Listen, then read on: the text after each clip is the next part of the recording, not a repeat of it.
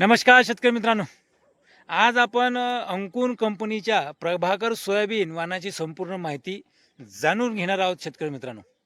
हा वाण कोणत्या जमिनीसाठी योग्य आहे, फुलाचा रंग कसा असतो, किती उत्पादन मिळू शकते आणि लागवडीपासून काढणीपर्यंत कोणती काळजी घ्यावी, हे सर्व पाहूया या एकाच व्हिडिओमध्ये. व्हिडिओ शेवटपर्यंत बघा. व्हिडिओ आवडल्यास लाईक आणि कमेंट नक्की करा.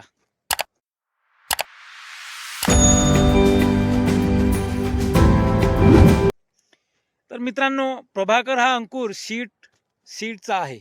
लोकप्रिय सोयाबीन वाण आहे. विदर्भ आणि मराठवाड्यातील अनेक शेतकरी या वाणाची लागवड करतात. या वाणाची सर्वात मोठी खासियत म्हणजे झाड मजबूत असणे आणि पावसाळ्यात सहज आडवे पडत नाही. म्हणजे ते आडवं हवा आली की पडत नाही शेतकरी मित्रांनो. तसेच या वाणाचा कालावधी साधारण 90 ते 95 दिवसाचा असतो. आता 90 ते 95 दिवस हे सांगतात शेतकरी मित्रांनो. 100 दिवस लागू शकतात. पाऊस कसा येतो, पाऊस कसा पडतो, नाही का?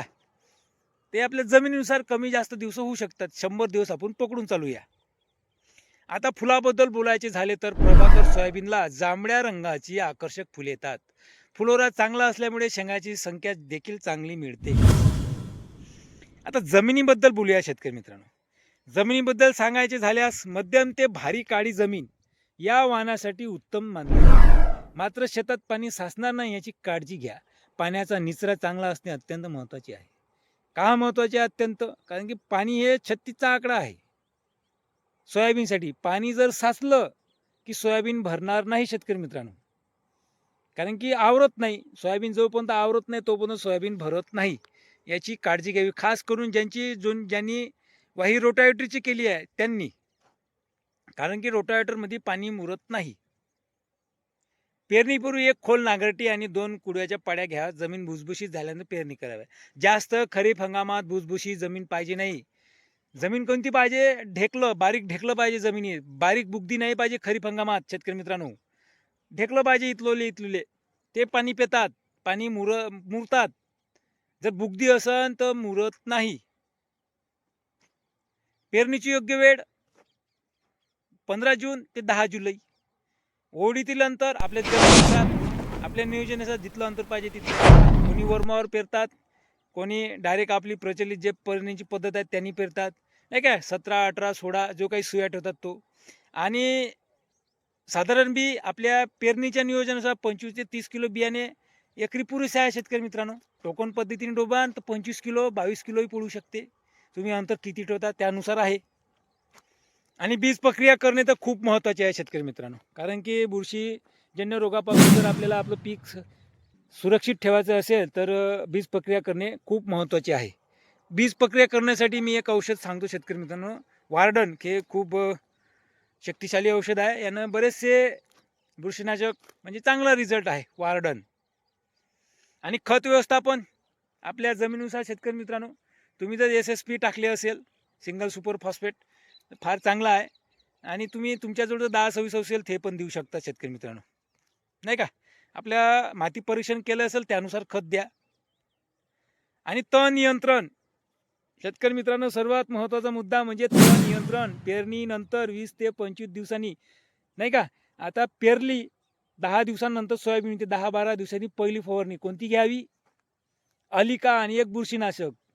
कारण की त्या म्हणजे खोडकिडा असेल, काही चक्रभुंगा असेल, की जे काही बुरशीजन्य रोगाचं ते म्हणजे त्याच्यापासून संरक्षण होते.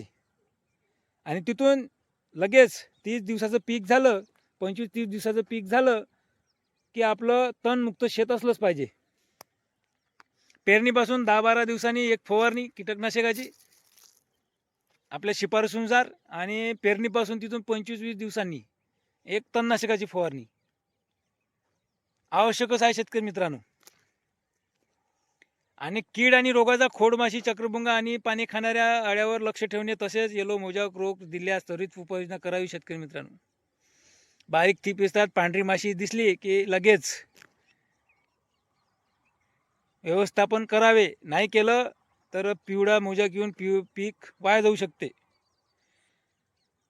आता बघा, आता योग्य व्यवस्थापन जर तुम्ही केलं प्रभाकर सोयाबीनपासून प्रति एकर, आता तुम्ही जर योग्य व्यवस्थापन केलं, वेळेवर पाणी आला, वेळेवर म्हणजे वातावरण पोषक असलं, तर आपली वेळेवर म्हणजे नियोजन असलं, ज्या पिकाला जे काही द्यायचं असेल ते वेळेवर सगळं सक्सेस झालं, तर आपल्याला एकरी आपल्या जमिनीनुसार चांगलं पोषक वातावरण असलं 10 क्विंटलच्या वरही एकरी उत्पादन होते शेतकरी मित्रांनो.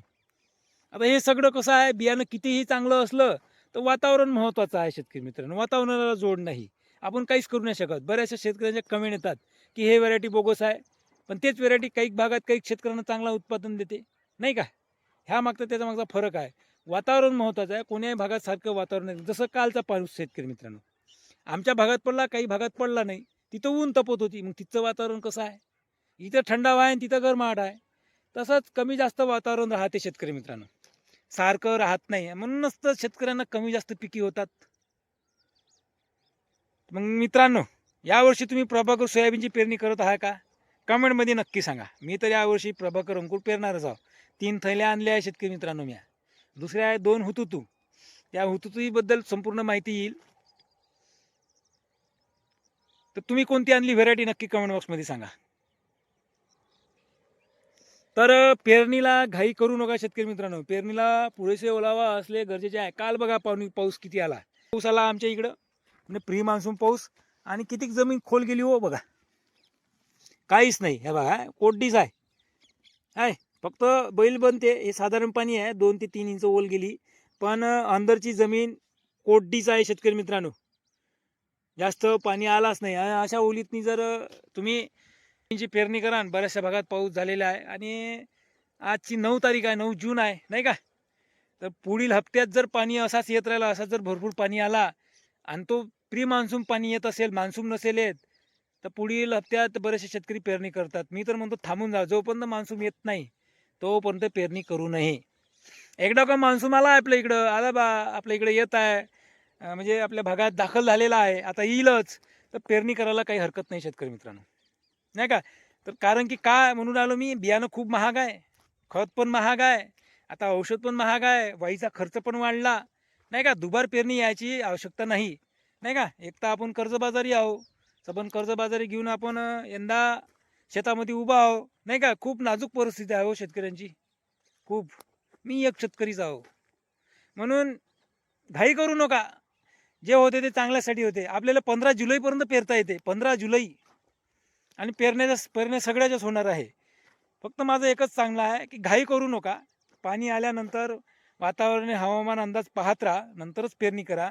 आणि जे आता बरेचसे भागात भारी पाणी झालेलं आहे, पराठी कॉटन लावतात, कोणी लावावी? जे शेतकऱ्यांजवळ साधन आहे ओलीतकरण त्यांनीच लावावे, आणि कोणी ज्यांच्याकडे कंपाऊंड आहे त्यांनीच लावावी. ज्यांच्याकडे सबन साधन आहे आणि कंपाऊंड नाही, मी तर म्हणतो लावावी नाही, कारण की बरेचसे जनावरं त्रास देतात. तर ह्या होता शेतकरी मित्रांनो आजचा व्हिडिओ. तर कसा वाटला नक्की कमेंट बॉक्समध्ये सांगा. आणि तुम्ही कोणती व्हेरायटी लावणार आहे, तुमच्या भागात काल अवकाळी पाऊस आलता की नाही आलता, नक्की कमेंटच्या माध्यमातून सांगा. तर पुन्हा व्हिडिओ नेक्स्ट व्हिडिओमध्ये शेतकरी मित्रांनो. जय जवान जय किसान, धन्यवाद.